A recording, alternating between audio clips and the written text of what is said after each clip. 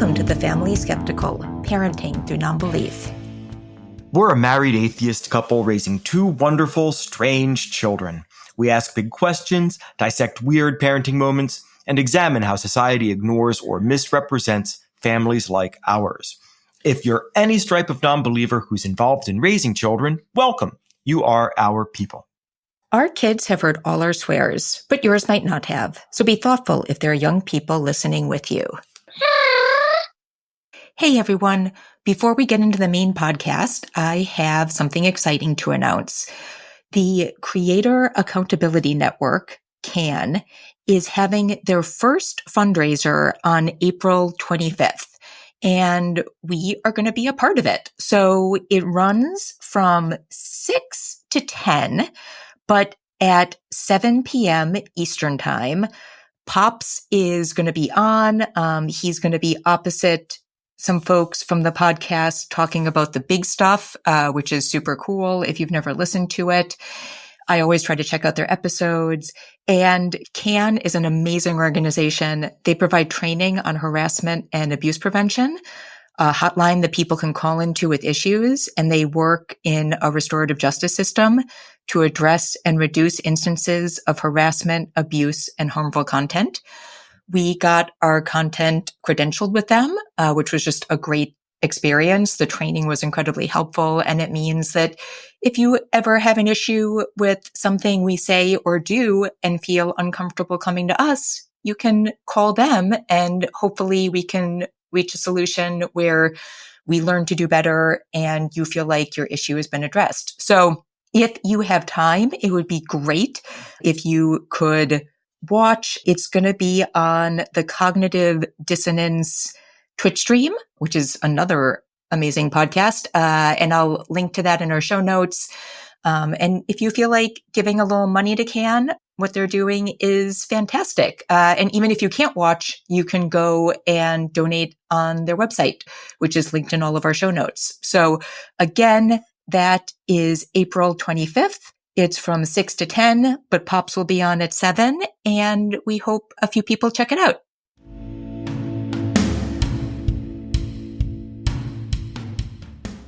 Spring break is almost done.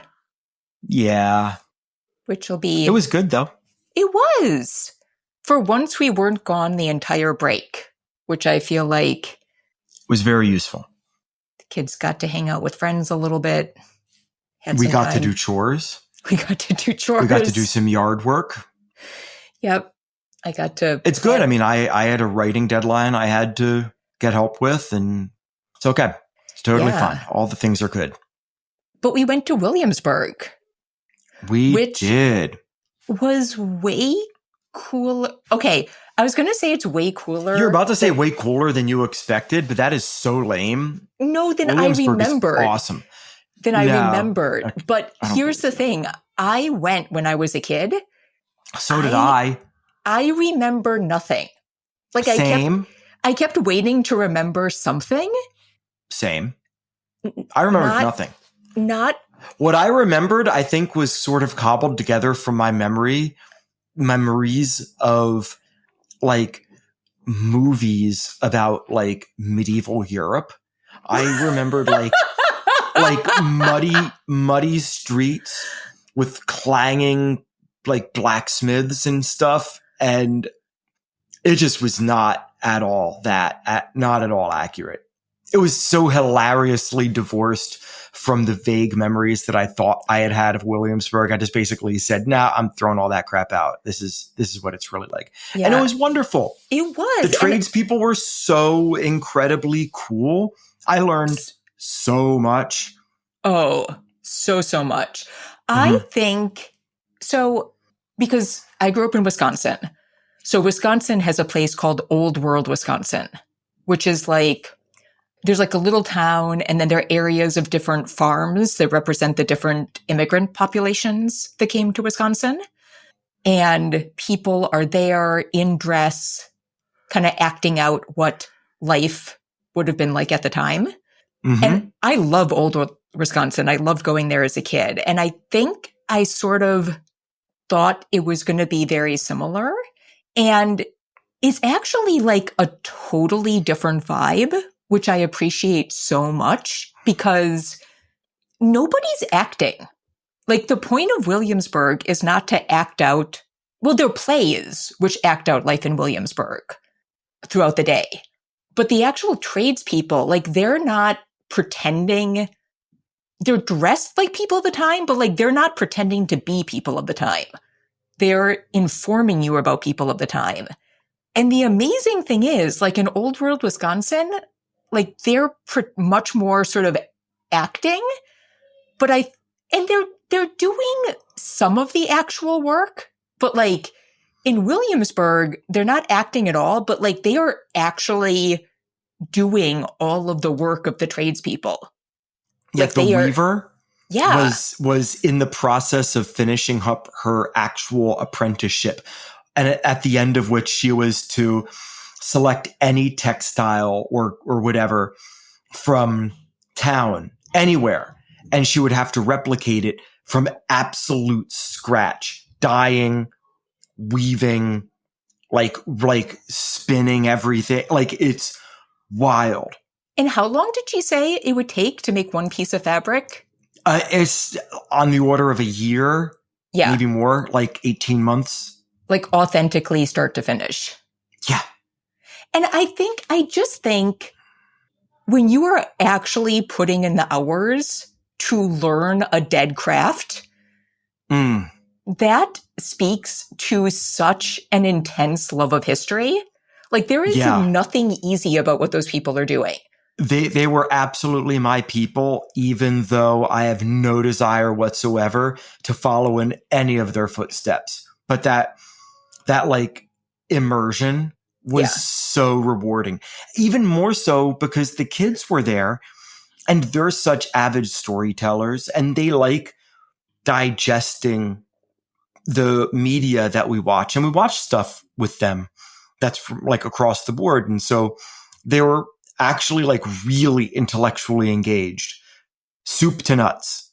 It was really fun to see them just light up and have questions and be intrigued. Like the wig maker, the tailor. Oh, the tailor. It was good stuff. Yeah. But like, because of that, I feel like the emphasis was on the part of history that I like so much, which was like, here's like the image you have had of this time. And Lord knows, like the founding of the country, I don't know if anything has been as romanticized in history in the U.S. as that. The founders, capital F. And, you know, I feel like at almost every craftsperson we stopped in, it was very much like, this is what you always see, but like, here was a reality. Like the wig maker was talking about how you picture everybody in white wigs and almost nobody owned a white wig because it was so expensive. And I thought that everybody had wigs. And it was like a lot of people, especially like in the later years of the 18th century, were just using their regular old hair. They didn't have wigs at all. Yeah. It was mind-boggling how wrong I was. The whole trip was a study in skepticism, from my like believing that I actually had memories of the place to some of the actual historical details that I, like so many other folks, take for granted. Yeah. Happy to overwrite all of that. It was so great. You know, and it's so interesting because we think about, you know, I mean, it's like the whole play that they act out. It's like the lead up to the revolution, and it was the lead up to the Continental Congress. Yeah. And so, you know, I think, but, you know, just how, you know, I think there's a sort of sense of like, there was already a sense of, I don't know, like, I think I assumed that there would sort of be a sense of like pride in being in this new place, but also just like how connected it was to Britain. And talking to the apothecary and being like, were any of the things in the medicines grown here? Like, did you grow stuff here? And he's like, no, because that would have been considered less than. Like, you want to get your medicine so crazy, right? From Britain, because like that's considered real medicine. And fashions, like sourcing clothing. Yeah. That's where the fashions were made. And so all the well-heeled colonials would have wanted like the up-to-date British fashions. It makes total sense. Yeah. But I just never really considered it that like how embedded British culture was in the colonies. It wasn't just that they were like legally or financially in control. There was a huge investment on a day-to-day basis, big and small, in Britain. Yeah. So it was very cool. It's like my favorite parts of history. I could not have had more fun. And the boys want to go back. And I think that as they get older, I think going back, I would keep it on the table because I think they'll see more and appreciate more the more they read and the more they know. Well, hell, like we as grown ass 40-somethings, we were learning stuff left, right, and center. Oh, yeah. And I mean, I think like my mom talks about when she went as a kid because it's very contained. It's like a pretty small area. And when she went, like her parents just kind of let them roam the city by themselves and the freedom of that. And that wasn't really appropriate this trip. But like in a couple of years, they could have quite a bit more autonomy too. So sure. Yeah, it was pretty great.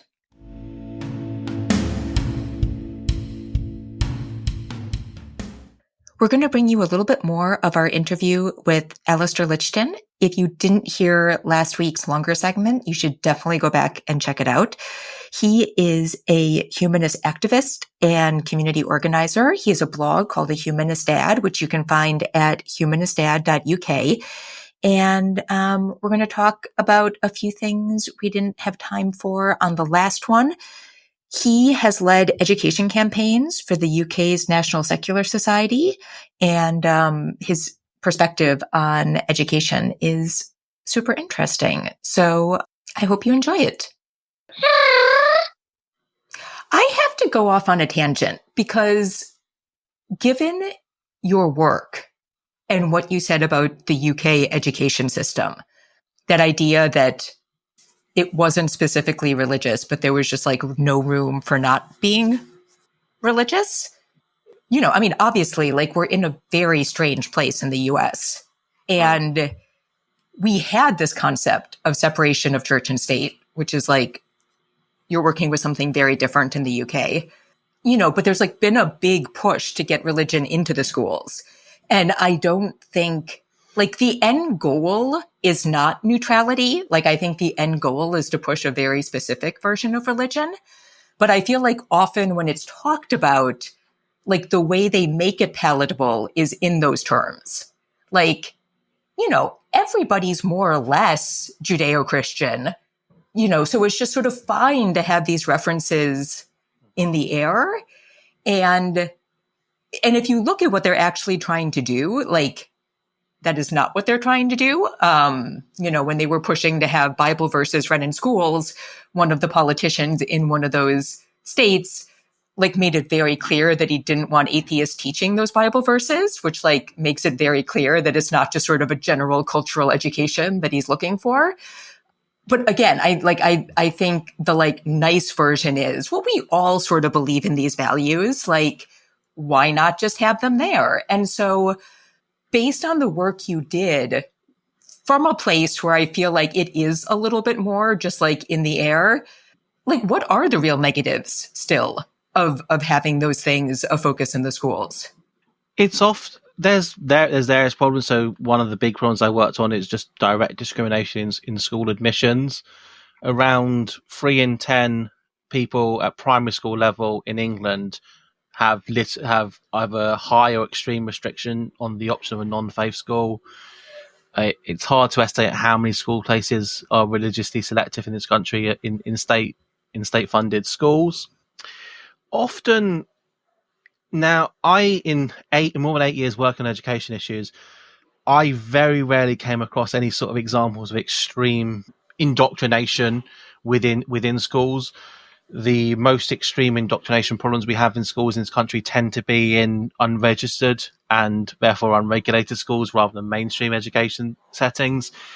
It's more the religious control of so much of education and the way that leads to barriers to reform, around whether it's sex and relationship education or religious education in school, or the structure and funding of schools. The faith schools, generally speaking, do not try and force people to be a certain religion, but they shape their perception of the religious of the religious options, the religious landscape.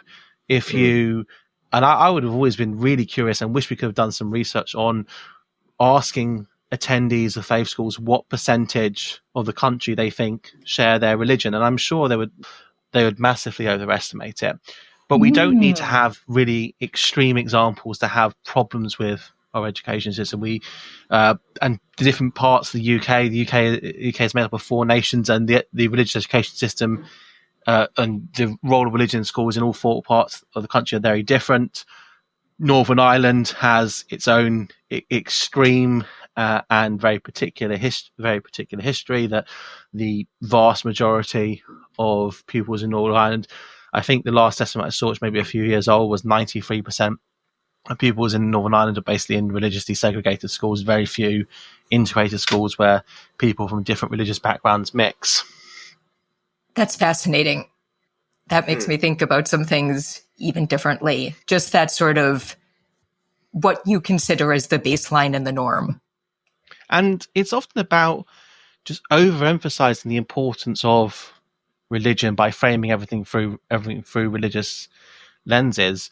One project I worked on looked at these particular inspections that faith schools in England and Wales have, and they're inspected by their religious authority as well as by the state inspection regimes. And I remember reading some of these inspection reports of C of E schools. They're called SIAMS inspections, and schools would be criticised for promoting kindness and fairness and care for the environment without rooting it and making clear connections to Christianity. Wow. So there has to be magical thinking. It's unacceptable if it doesn't also promote. I think it's just the wanting to frame everything within that religious framework, and that's not necessarily based on trying to force children to be that religion, but to encourage them to grow up with a heightened respect for and centering of and view of the importance of that religious worldview, and to think and process these issues in this kind of religiously informed way. Makes me wonder considering what you said about how the schools don't necessarily promote an agenda that is also like necessarily anti-science, anti-environmentalist, it makes me wonder what those same institutions would have to say about a student who, let's say, is like a Giantist, where they're very concerned about not doing harm to other creatures. And they have also a completely different sort of religious framework. But they do have a religious framework. That wasn't really a question. That was more just like me riffing. It's so interesting because the moment that a governing body mandates that people should think a certain way within the context, let's say, of like state-funded education, it really is like a sticky wicket. Like because there are certain parts we talk about on our podcast where, we have plenty of theist allies, like you said in the beginning, right? It's like, it's more about the worldview and less, we don't need to constantly harp on, like religion is bad. We have to do away with all religion. It's more just like, what do we as humanists do to make our kids awesome? How do we improve ourselves? How do we let that in conjunction, better inform how we can improve society as a whole? But then you have that slippery slope of, we're going to introduce religion, but then maybe the next administration takes that ball and runs with it, where maybe they're more conservative. Maybe they want to be more dogmatic. The door's been opened. Yeah. So, for example, we have in this country legally mandated daily acts of Christian worship in schools, all schools, unless they have an exemption to have a different religion. That's the law. But in practice, schools basically, vast majority of schools just ignore this law. Oh, However, when you have that law, it opens the door to when someone has a particular agenda, or there's an evangelical group offering to come in to do assemblies, etc., etc. mm-hmm. As a secular education activist, I think we've got to talk about the negatives, and this goes back to, we've got to talk about the problems with religion in certain settings, the problem of religion in schools, without sounding hysterical and without suggesting that these are all indoctrination factories. Like when we talk about the research, is these tend to increase segregation. It's not that they are absolutely segregation, apart from a situation in parts of, for example, Northern Ireland. Let's close out on the speculative, I think. I am super curious how you think humanism is going to change with the rise of AI. Like, Ooh. do you have, this is, don't ooh me, babe. This is your question. I know. I didn't know you were going to ask it. But it's like I just thrown the spaghetti at the wall, you know? Yeah, but I'm curious. I mean, we've looked at, we've sort of talked about the political landscape, but I'm curious. Like, do you think there are? I love that you were like thinking about these future things when your kids were young. That is so cool. And I'm wondering, so far ahead of me. So far, like, have you thought at all about what might be coming up that would sort of change how we think about these things altogether? Yeah, I follow this debate as much as I can. I try to follow skeptical, informed sources, but I just can't predict how it will go. I think my children will grow up I imagine them growing up in the information age, and they may be growing up in the misinformation age. The sophistication of attempts to, will they be interacting online, and it turns out what they're interacting with is an AI chatbot that has been developed unbelievably precisely to radicalize them into the alt-right. I don't know. I think it's important in the online misinformation age. It's particularly important to find community and physical interaction in the real world. I noted down, I just put down a few bullet points because it was such an interesting question that you came up with, and I wanted to bring it back to parenting and humanist parenting, because in AI, as we know from a century of science fiction and then a few decades of being borne out by reality, the issue with AI is known as the alignment problem. And I think that humanism is really relevant here. So the alignment problem is AI isn't aligned with what we actually want it to do in many ways, whether that is ChatGPT just makes up answers to questions, or parole boards use AI to work out how people, or courts use AI to work out how people should be sentenced, and it turns out the AI is just super racist. All these problems are AI alignment problems, and when in large language models, these are called AI. Sometimes called AI hallucinations. That's when it just makes up plausible sounding answers because it's just a predictive text model. And there are some things we can learn here about parenting and about skeptical humanistic parenting. So, for example, we know that large language models like ChatGPT, they hallucinate less often. They make up stuff less often, and they come up with crazy solutions less often when we ask them or we force them to display their reasoning. Now, a problem can be that they may turn out to be lying about what their reasoning is, and in the example of courts using AI for predicting sentences, and the AI is really racist but comes up with plausible sounding reasons for why it actually isn't. But when we force these large language models to not only give an answer to a question, but describe the steps of the process, the steps of their reasoning, they make up stuff less often. With children, when we teach them that it's the steps of the thinking that matter, then rather than just a rote answer, that's really important. It's also coming back that it turns out that that building AI, but just giving it huge, massive data sets doesn't, you get these massive alignment problems, because AI needs to be taught and trained. It needs to be effectively parented. When the fine tuning of AI models requires interaction and parenting by people. I could go off on a massive tangent here and give spoilers to like one of my favorite sci-fi series. I'll try and keep it vague to avoid spoilers, but in one of my favorite series, it's written by an author I believe is a humanist. And basically they're these tech bros, and they get AI technology from an alien species and try to force build their own AI. And it, in the classic sci-fi sense, it goes terribly wrong. No. And it's theorized that the species that developed the AI was uniquely suited to developing a functional, value-aligned AI because of the way that their parenting works.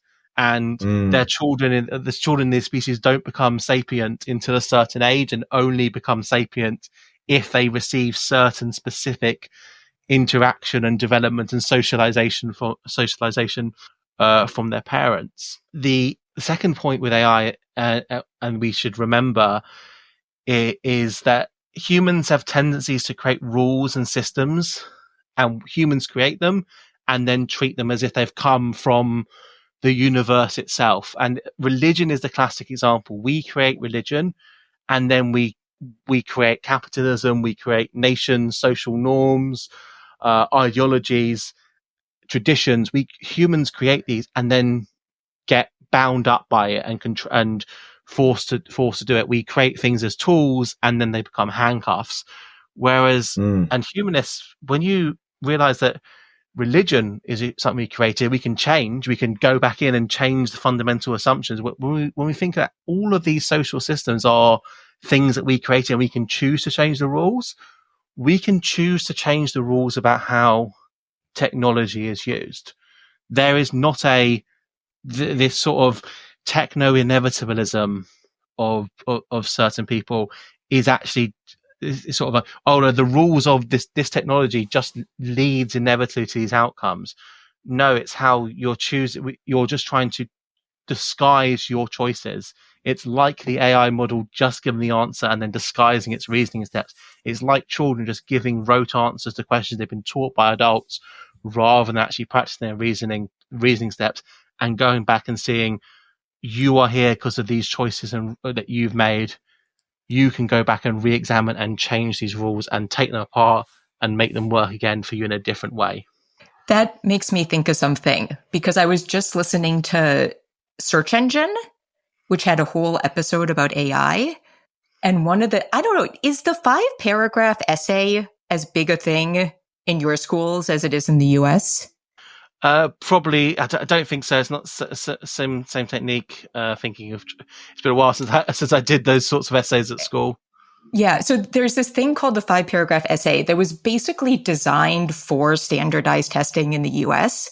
And the idea is you open with a paragraph saying, kind of giving your argument, and then you have 3 paragraphs backing up your argument. And then in the 5th paragraph, you restate your argument. And my mom has railed against the 5-paragraph essay for forever, because that's not what the actual essay form is about at all. And one of the interesting things that episode talked about is that AI is destroying the 5-paragraph essay, because AI is perfectly built to do that for students, right? Any AI can create a 5-paragraph essay for you like that. But the real form of the essay, where you take people through a journey and use it as a writing example to think out a problem and show the path that you took to get to a new conclusion or to bring somebody to a new way of thinking, that is not as easy to just ask an AI to spit out. And so I don't know, I'm just fascinated, because, thinking about do we have to use this in a particular way? This it's not exactly the same thing, but I think it's can we use this to think about how we could be using our brains better? If now students could use this tool to just do so much work for them, should we be thinking about the kind of work that is maybe more engaging that we should actually be asking them? to do. Yeah, and It was huge, just huge potential to use a tool. I use whenever I need any sort of formula, any anything complex in Excel, any VLOOKUPs, etc. I just ChatGPT writes that for me, and it sometimes just makes up functions that don't actually exist in Excel because of it. I need a formula which does this, and this, and it's it makes up where the syntax of the formula is right, but that's just not a function. It's made up a function. It will be. We've had, I don't know how much you've had in the years, but we've had going on 40 years in this country of making fun out of media studies as a students at school nowadays, they're doing media studies. The we call them Mickey at degree level. It's like Mickey, quote unquote, Mickey Mouse degrees, and the whole generation of that of just making fun out of media studies then went and got radicalized into QAnon on Facebook and various other conspiracy theories. We need media studies in school. We need gender studies. Yeah. And we need studies in race theory. It's ironic. Absolutely, culture studies. We're going to need to. Our children will navigate a cultural landscape which is in many ways far more complex than and definitely will be navigating an information, a misinformation space, which is very different to what to the social internet, which in its first generation, and perhaps that we grew up with.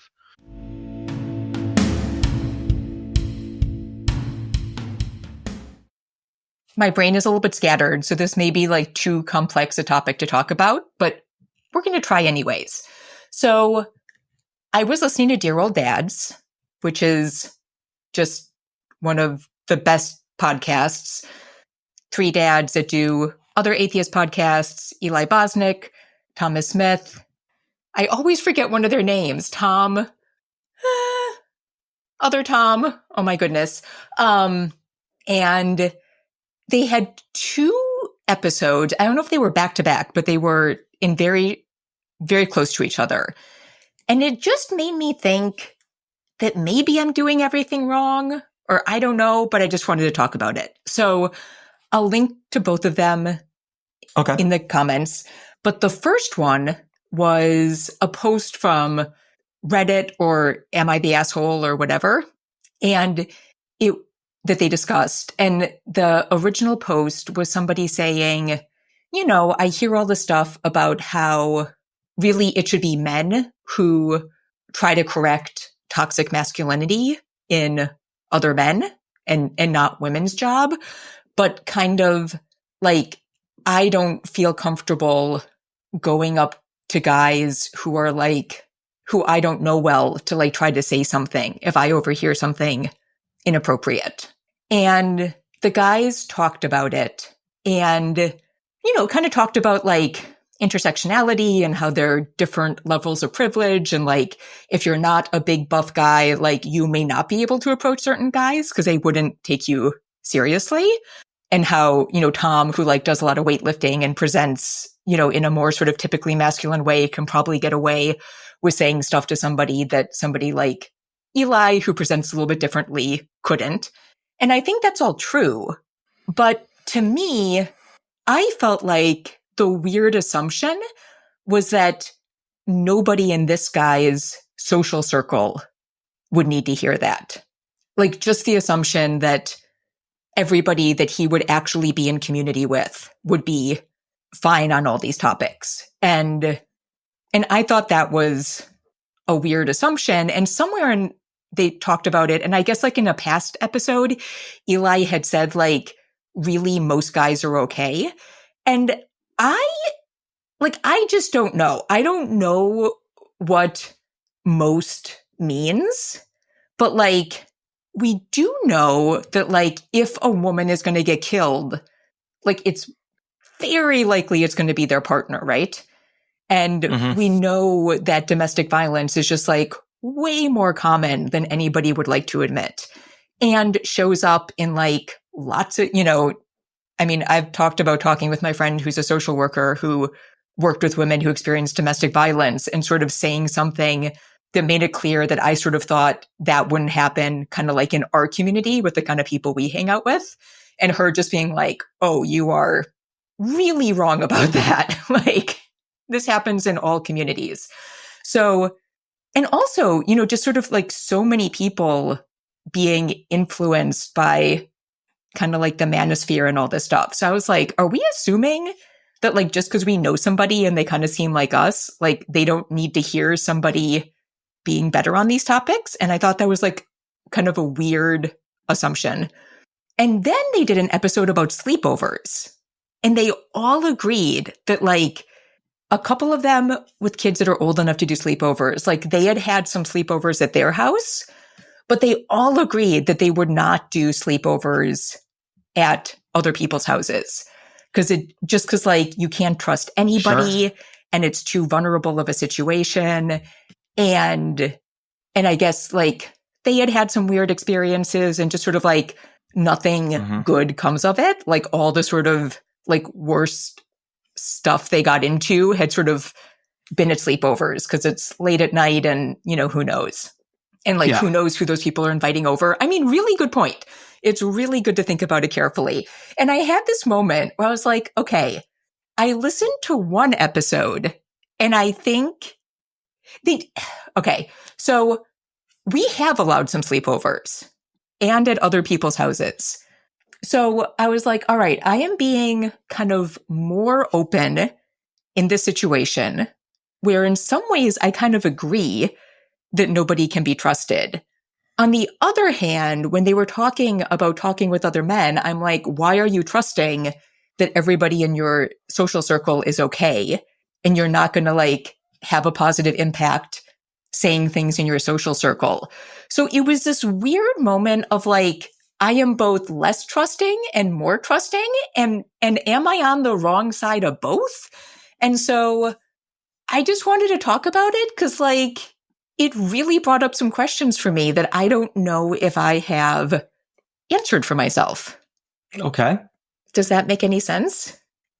Yeah, I think that what you're touching on, what they were touching on in their episode is like some really like 101 level parenting anxiety. I don't think it's unusual or shameworthy or should make you like second guess all your parenting decisions moving forward or reconsider every parenting decision you made in the past. I think that, one of the most important things that we task ourselves with as parents, hopefully competent parents, is the essential protection of our children. Now, what form that takes obviously is a result of the culture of your family, that confluence of your upbringing, your partner's upbringing, nature, nurture, where you find yourselves socially and culturally at that moment. And so, what might have been appropriate when we lived back in Los Angeles might not be appropriate where we are now, might not have been appropriate where we lived in just previously to where we lived now. What it comes down to is, I think, in a lot of the cases, is read what is appropriate for the parents in your child's circle. Because ultimately, if everybody else is reticent to have a sleepover, for instance, we'll just use sleepovers as the example, because it could be any number of behaviors from airsoft guns to all sorts of things. Sorry, we're going through the airsoft "can I have please now" phase. Yes. But if you're the holdout to doing sleepovers, it's going to make your kid miserable. But also, it could potentially make the other parents wonder why it is you don't trust them when they all trust each other, and they might have done this sleepover thing with their kids as a group many times. Or conversely, if you're really gung-ho to do a sleepover and are like, I want to host everybody or whatever, and they never do sleepovers, that might raise eyebrows too. So I think the best thing to do is to first sort of clandestinely, get a sense of what the consensus is and start from there. Because you're not doing a sleepover with your own kids in your own house. You're doing a sleepover with other people's children.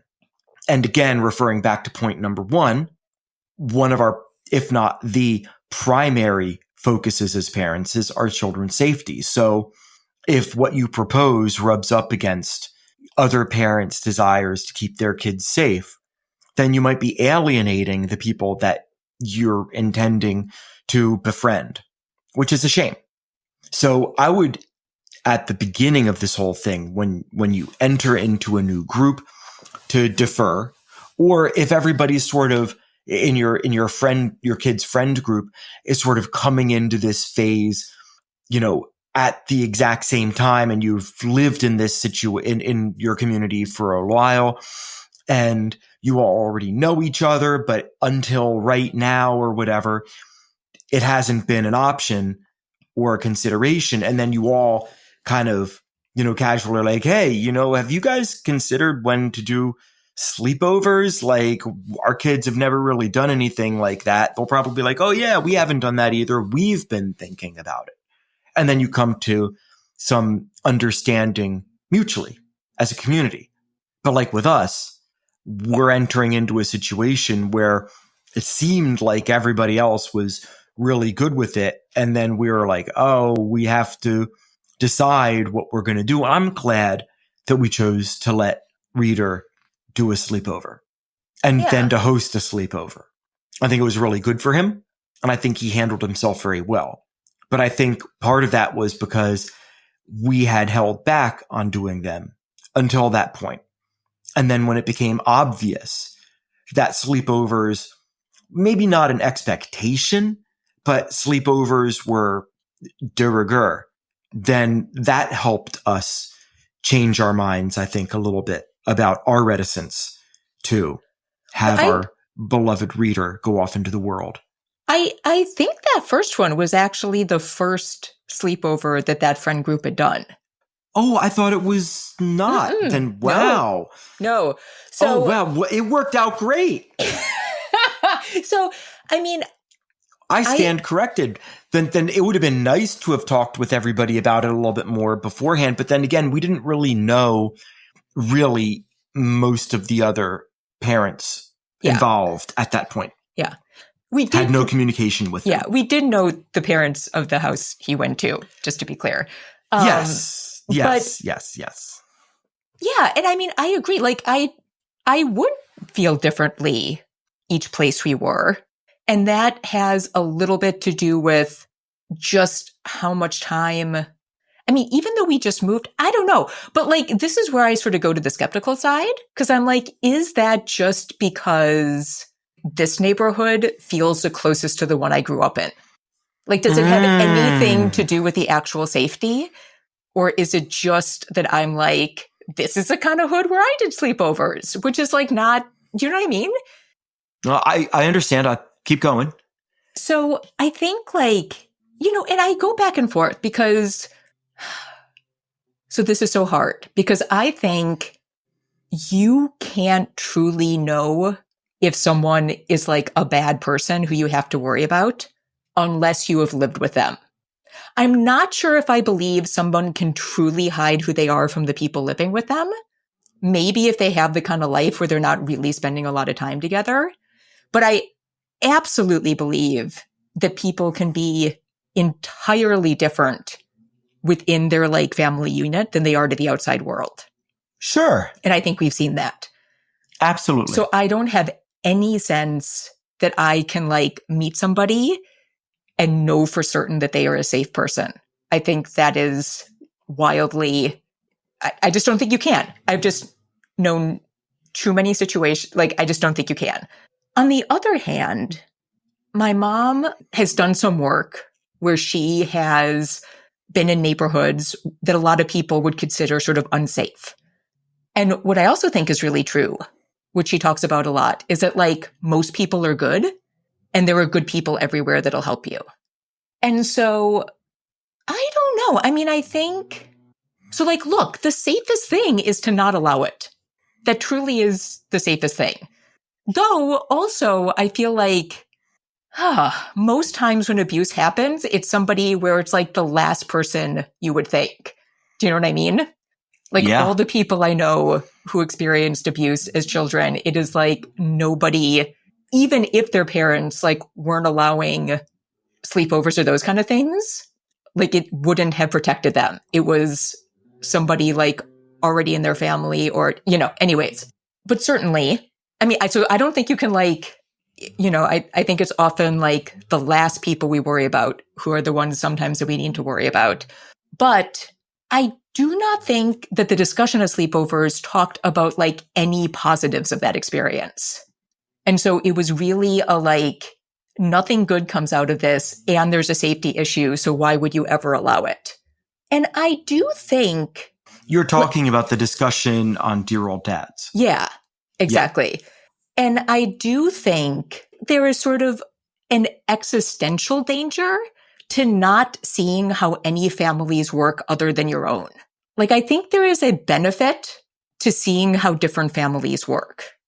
Because I do think on some level, like way back when we talked about One Bad Mother and the You're Doing a Good Job, like on some level, I feel like every parent is passing a little bit of their own shit down to their kids. None of us are 100% psychologically healthy. None of us are doing it 100% right. And, there are certainly huge degrees, but like everybody's doing something with their kids that like isn't the best because none of us are the best. And, particularly coming out of the pandemic, like all of these kids have like been very stuck in their own homes. And I think there is a benefit to just sort of seeing how other families function on some level and knowing that the ways you grew up and the ways that your family does things is not the only way that things can work. I mean, yeah. And just going over to a friend's house to hang out is one thing, but like in the case of Reader, he kind of effed off on his own happily. Everybody was in great spirits. They had a great time at that first sleepover. But he effed off when he said, I'm tired. I just went to sleep while everybody else kept playing video games or whatever. Yeah. He was just tired and he went to do his own thing and nobody thought ill of him for it. And then the next morning, everybody except for him kind of sprinted through breakfast to get the bare minimum of nutrition so they could go off and play video games again. Whereas he sat with his friend's dad and kept eating breakfast as his dad kept serving him food. He's absolutely my son. And his dad is a fantastic cook. So it was I think he really made the right decision there. Yes, absolutely. It is so fun to see him be himself and social in equal measure. And I think that's where moments like sleepovers, where you trust your child to go out into the world and you trust the families of your friends to be there for them, matters a lot. It shows that exertion on our part as parents of releasing our children to other families, even for a short time. If those families are at all close to yours, that is not something that is going to be lost on them. Everybody is always so appreciative when you take care of their kids, even for a short time, when they come over for a play date, give them a snack. And like, everybody's always so appreciative. It isn't like they think any differently of your kids when you send yours to their house. At least that is what we need to think. Like, the world is grim and dark enough. We need to be able to trust at the bare minimum our immediate community, especially now, because that's our bulwark against all the pessimism that we're being suckered into feeling every day, because it's too easy. And I think that allowing our kids those moments of joy and coming together as like parent groups is what can help us stay focused on the brighter future that we owe our kids, that we actually have the ability to bring about for them. Because all this negative stuff really affects you the most when you allow it to. And I know it's easy for me to say because, I have a number of privileges and I see so many of my friends who don't have those privileges hurting right now. But I think that we can't be effective allies if we also get burdened by all of that pain. Like, part of this needs to be that we can help our community at large by being as positive as possible and, letting that positivity help maybe craft solutions we might not collectively see. And part of that has to be how we allow our kids to exist within their group, their collective space as children. And sleepovers are a big part of that at this age. Not at Go's age, I think, but at Reader's age for sure. Well, I mean, and I do think, like, as kids get older too, as much as you can say, like, that's when, like, the worst stuff goes down, on another level, I think kids do have to start trying out independence at some point. And I certainly don't think it's, like, a great idea to wait until kids are going to college when they're, like, totally on their own to have those first steps of independence. And are they going to do things that are more dangerous? Like, yeah. This sounds like Dan Savage's suggestion that you not wait until marriage to have sex with your would-be spouse. Like, you try out your identities. Yeah. You try out your personality traits. You try out different friend pairings. You try all these things out so that way, as you grow, you just have more information about yourself. Well, and also it's a positive. It's so hard because there's been so much said about how much it's hurting parents that we don't have communities anymore. And so, like, that is another existential issue, that they're just, like, used to be a lot more sort of support. And it's so easy to lament. Lamenting is easy. And especially with the internet, you find other people who want to lament the same things you lament. Then all of a sudden, it's like a feedback loop and everybody's lamenting. But there is a trade-off, because then, like, you are dealing with other people and other people are complex. So yes, there is. But then that behooves you to reach out and get to know better the parents of the kids that your kids are hanging out with. Yeah. Like, it's extra work, but my gosh, like, it's parenting. It's not supposed to be easy. And then, like, I also think about the kids who are perhaps in more difficult situations at home. And so many of those kids that I knew growing up, they kind of survived by hanging out at other people's houses. Yes. And that's such a good point. And, like, a lot of the other, well, not a lot, but particularly on For Crying Out Loud, Lynette, but Steph too, have, like, really talked about kids who have sort of become fixtures at their houses for a while. And it really seems right. like Muffin, isn't it Muffin Girl? Mobile Muffin.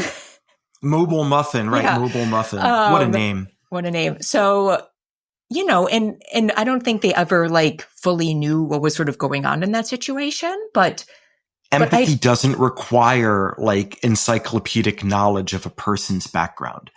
Yeah. I think about these changing standards and kind of what that means for kids in those situations. I don't know. I mean, I don't even think it's really changing standards either. You don't. I think the standard isn't changing. I think it's a perception, and maybe, like, again, this sort of the allure of getting together with a group of other people who share your existential fears and letting your existential fears reinforce each other. Because you could find Facebook groups or whatever of parents who are really like positive about it, I'm sure, who I'm sure. reinforce each other positively. But that's my point, is that I don't think it's a standard that's changed. I think that it's just that it's easier to let your fears be reinforced these days rather than doing the other thing and looking for confirmation of the positives, right? Like those are as easy to find. I mean, I still don't know if I know. I mean, to me, I think what I'm battling with is one, I truly don't think in the end that you can know for sure if somebody's trustworthy. I don't. No. On the other hand, I don't think it's healthy to live in isolation. And no. And so, and I know, like, when the guys were talking about it, like, they weren't suggesting no contact with other families. You know, it was like just this sleepover thing. Now, bear in mind, I have not heard this episode, so this is all sight unseen for me. So, I mean, they weren't saying like no contact, but I do think, like you said, it's like it is a different experience of autonomy and contact with another family.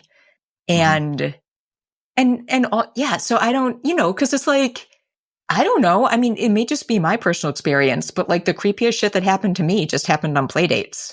It wasn't necessarily sleepovers. Like whenever you You've never told me anything about that, and I kind of don't want to know. It was nothing. I just had a friend, and her brother he never did anything that was like technically bad, but it was just clear that something wasn't great there, if that makes sense. So, sure. And that just happened that was just like during the day, So I don't know. It's a constant I think our kids struggle. need to go. Yeah, I think our kids, Reader especially, needs to do more sleepovers. Interesting. Yeah. Take the bull by the horns. I don't know. I mean, we already know enough about the kids that he would be inclined to want to do sleepovers with. So it isn't like you said, you can't know anybody 100%. Yeah. But it's is it unreasonable to trust a person? Like a person specifically? Like that's the calculation you make on a case by case basis. Yeah. But the answer is, hopefully, unless you live this like weirdly grim or paranoid life, the answer is probably going to be a provisional yes, even if it's like a 90 or 95 or maybe a 99.9% yes. It's still going to be a yes. And so I don't want to teach my kids to live a life where they're constantly saying no out of anxiety or fear or whatever. Because I spent enough of my early adulthood saying no to things that I realized I should have said yes to. And I don't want them to make that mistake. I do want to make sure that they don't say yes to everything. But I encourage them to say yes often, to calculate when it's good to say yes, and then to actually say yes. Yeah. Because it's always better just to do a thing and, not have the best time than to wonder what if, because, you don't succeed unless you like do a thing. And so, I want them to be able to build relationships. Part of that is sacrificing their comfort and time and security at home to go over and hang out with somebody else in their space for an evening. Mm-hmm. And like, I wouldn't worry about them with their current friends group. I really wouldn't. Especially this community, which is like Stepford. Like, it's kind of nuts. But you just don't know. But yeah, I mean, that's what we've you just don't decided. know. You just will never, ever know about anybody. So do you want to live your life in fear, or do you want to give your kids a chance to be kids? I would rather give my kids a chance to be kids. All right. Let's go. I have enough existential dread. Yeah, I certainly do. This is why it's so weird. I'm like the queen of existential dread. So it's particularly right, but it's also good to talk this stuff out. And the podcast is to help foster a community, but it's also like it's an opportunity for us to air these sorts of things and to work through our own parenting stuff. So, this might be one of the more selfish episodes, but I really do hope it helps people out there with their family's calculus about, these sorts of social situations. Because it's complex. It is. I don't know if you knew this, moms, but this is complex stuff. So complex. All right. So complex. We have to thank Jonathan Zolbin and First Frame Music for the music for this podcast. And that wraps up this episode of The Family Skeptical, where nothing is sacred except for our kids.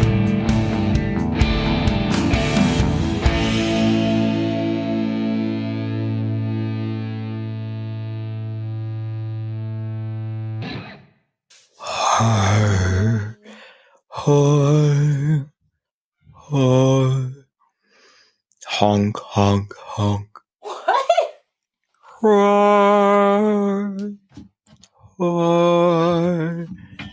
Honk, honk, honk.